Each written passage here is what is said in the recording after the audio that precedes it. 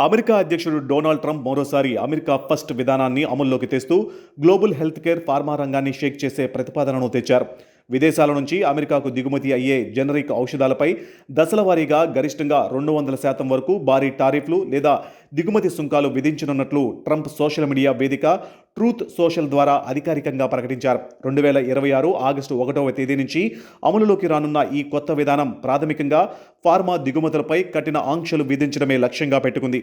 ఈ నూతన tariff plan ప్రకారం తొలి 2 సంవత్సరాల పాటు అమెరికాకు వచ్చే జనరిక్ మందులపై 0%తో పాత పద్ధతిని కొనసాగిస్తారు. అయితే 3వ సంవత్సరం నుంచి ఒక్కసారిగా 100% టారిఫ్ విధిస్తారు. ఆ తర్వాతి సంవత్సరం నుంచి దానిని ఏకంగా 200%కి పెంచుతారు. అంటే విదేశీ కంపెనీలు అమెరికాలో తమ మందులను విక్రయించాలంటే రెట్టింపు కంటే ఎక్కువ సుంకాలు చెల్లించాల్సి వస్తుంది. అమెరికాకు అవసరమైన మందుల కోసం విదేశాలపై ఆధారపడడాన్ని తగ్గించి ఫార్మా తయారీ యూనిట్లను అమెరికాలోనే ఏర్పాటు చేసేలా అంతర్జాతీయ కంపెనీలను బలవంతం చేయడమే తన ఉద్దేశమని ట్రంప్ స్పష్టం చేశారు. అదే సమయంలో పేటెంట్ కలిగిన బ్రాండెడ్ ఇన్నోవేటివ్ ఔషధాలకు మాత్రం ఈ సుంకాలలో మినహాయింపునిచ్చారు. ట్రంప్ తీసుకున్న ఈ తీవ్రమైన నిర్ణయం ప్రపంచంలోనే అత్యధికంగా జనరిక్ మందులను ఎగుమతి చేసే భారతదేశంపై తీవ్రమైన ప్రభావం చూపే అవకాశాలు కనిపిస్తున్నాయి.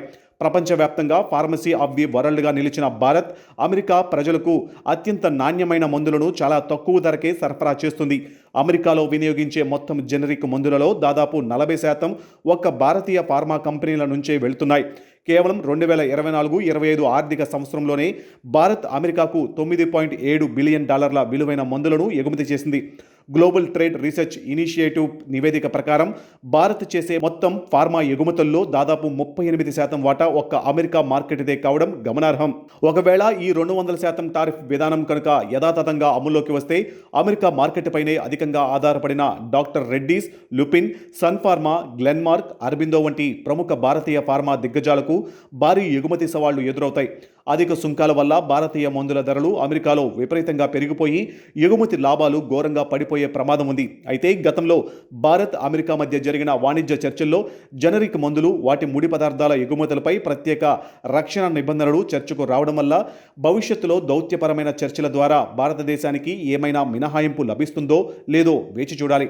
మరోవైపు ట్రంప్ నిర్ణయం కేవలం భారత్కే కాక అమెరికాలోని సామాన్య పౌరులకు కూడా పెద్ద శరాఘాతంగా కానుంది. అమెరికాలో రక్తాతిసారం, మధుమేహం, డిప్రెషన్, క్యాన్సర్, అంటువ్యాధులు, మానసిక సంబంధిత తీవ్ర వ్యాధులతో బాధపడే లక్షలాది మంది రోగులకు భారత జనరిక్ మందులే దివ్య ఔషధంగా ప్రాణాలు కాపాడుతున్నాయి. అంతేకాకుండా 2024 అంతర్జాతీయ నివేదికల ప్రకారం అమెరికాలో మహిళలు వాడే గర్భ నిరోధక మాత్రల ప్రిస్క్రిప్షన్స్లో ఏకంగా 65% వాటా 2 భారతీయ ఫార్మా దిగ్గజాలైన గ్లెన్మార్క్, లుపిన్ కంపెనీలదే.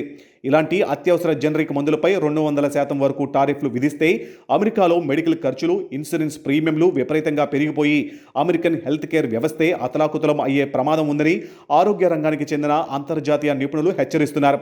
దేశీయ తయారీని ప్రోత్సహించేందుకు ట్రంప్ వేసిన ఈ టారిఫ్ పాచిక అమెరికా ప్రజల ఆరోగ్య భద్రతను దెబ్బతీయడమే కాక భారత ఫార్మా రంగానికి ఎలాంటి సవాళ్లను విసురుతుందో రాబోయే రోజుల్లో తేలనుంది.